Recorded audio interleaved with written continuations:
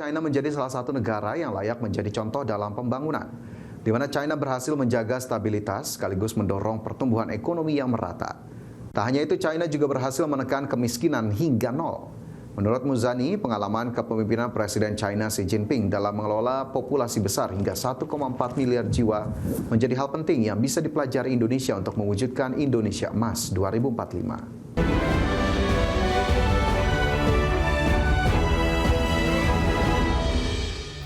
Guna mewujudkan Indonesia Emas 2045, Ketua MPR RI Ahmad Muzani menekankan pentingnya belajar soal pembangunan dari China. Hal tersebut disampaikan Muzani saat menghadiri China Indonesia Promotional Event for the English Edition of Xi Jinping, The Governance of China di Jakarta. Muzani menilai China menjadi salah satu negara yang layak menjadi contoh dalam pembangunan, di mana China berhasil menjaga stabilitas sekaligus mendorong pertumbuhan ekonomi yang merata. Tak hanya itu, China juga berhasil menekan kemiskinan hingga nol.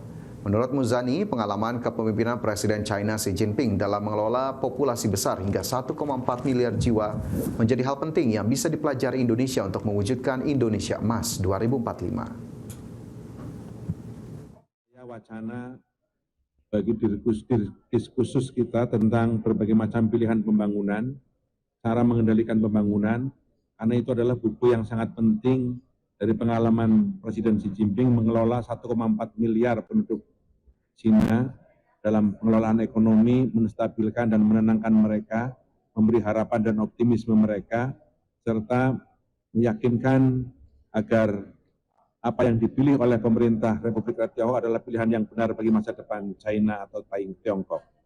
Karena itu, tadi kami sampaikan ada sebuah survei lembaga nasional pada tanggal 8 sampai 12 Maret yang dipublikasikan oleh Lembaga Survei Indonesia mengatakan bahwa 23,2% rakyat Indonesia mengatakan Republik Rakyat Tiongkok bisa menjadi pilihan.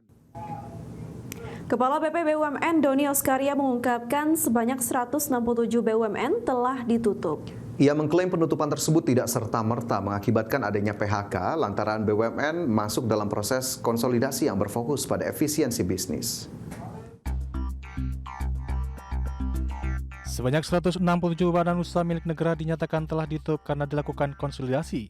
Konsolidasi ini meliputi BUMN di sektor logistik, industri pengortek. Konsolidasi ini meliputi BUMN di sektor logistik, industri perhotelan, asuransi, hingga manajemen aset.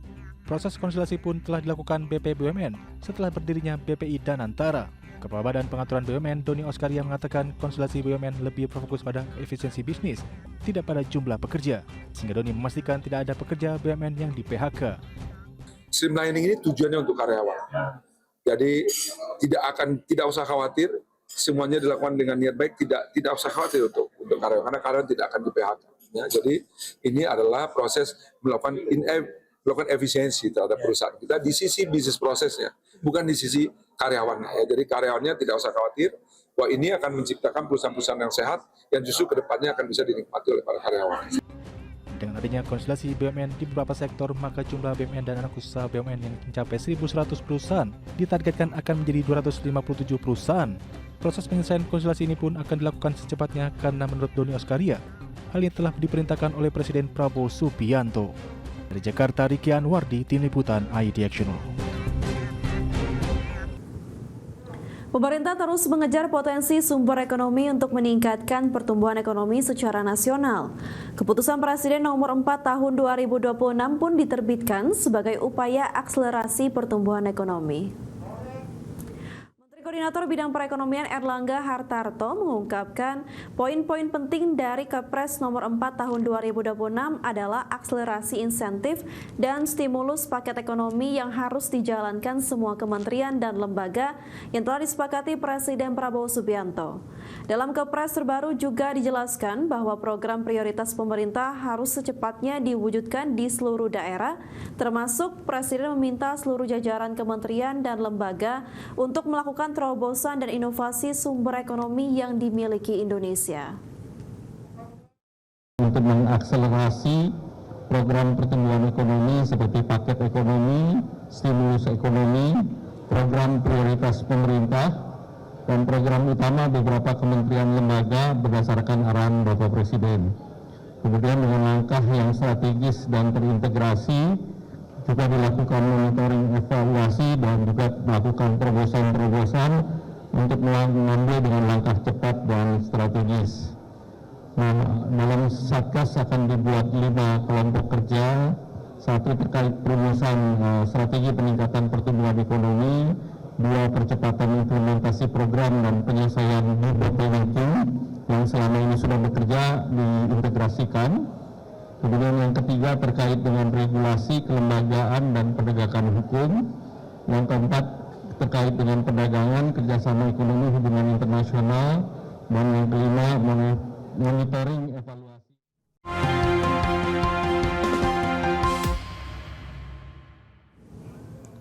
Kembali bersama kami, pemirsa, kita ke informasi mancanegara. Presiden Amerika Serikat Donald Trump menyebut Iran kini dalam keadaan hancur usai Iran mengajukan usulan untuk menghentikan perang kepada Amerika Serikat. Ya, usulan tersebut antara lain mencakup permintaan untuk membuka kembali Selat Hormuz.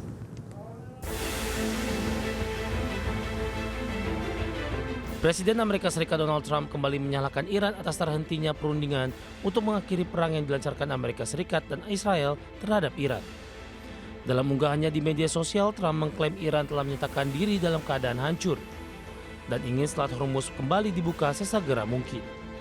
Pernyataan tersebut muncul setelah Iran mengajukan usulan baru kepada Amerika Serikat untuk mengakhiri perang.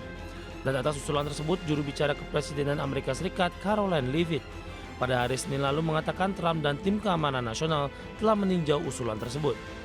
Usulan Iran tersebut dikabarkan berisi seruan agar Selat Hormuz dibuka kembali dan perang diakhiri, sementara perundingan terkait nuklir ditunda. Namun Trump dilaporkan menginstruksikan para stafnya untuk menyiapkan blokade lebih lanjut terhadap Iran. Laporan The Wall Street Journal yang mengutip pejabat Amerika Serikat menyebutkan bahwa dalam sejumlah pertemuan terbaru, Trump memilih untuk terus menekan perekonomian dan ekspor minyak dari negara Iran dengan mencegah lalu lintas pelayaran ke dan dari pelabuhan negara tersebut. Menurut para pejabat, Trump menilai opsi lain seperti melanjutkan pemboman atau menarik diri dari konflik memiliki risiko yang lebih besar dibandingkan mempertahankan blokade. Bagi sumber Adex Channel. Pemirsa, pemerintah Swedia mengeluarkan peringatan dini terkait potensi kelangkaan bahan bakar pesawat atau aftur di kawasan Skandinavia. Penutupan Selat Hormuz serta kerusakan fasilitas penyulingan di Timur Tengah diprediksi akan memicu krisis energi jangka panjang bagi industri penerbangan global. Ketegangan geopolitik di Timur Tengah mulai berdampak nyata pada ketahanan energi Eropa. Menteri Energi Swedia Ebba Busch memperingatkan adanya gangguan pasokan aftur yang sistemik akibat blokade di Selat Hormuz. Senada dengan peringatan International Air Transport Association atau IATA awal April lalu. Meski harga minyak mentah sempat mengalami penurunan, harga aftur diprediksi akan tetap melonjak tinggi akibat rusaknya kapasitas penyulingan di wilayah konflik yang membutuhkan waktu berbulan-bulan untuk pemulihan. Meski saat ini kelangkaan secara menyeluruh belum terjadi, kekhawatiran meningkat karena sekitar 20% pasokan aftur untuk Uni Eropa dikirimkan melalui jalur Selat Hormuz. Direktur Badan Energi Swedia Caroline Aserup menyebut bahwa situasi saat ini sudah tidak normal, di mana fluktuasi harga yang ekstrem telah memaksa sejumlah perusahaan maskapai membatalkan jadwal penerbangan demi alasan komersial dan penghematan stok bahan bakar.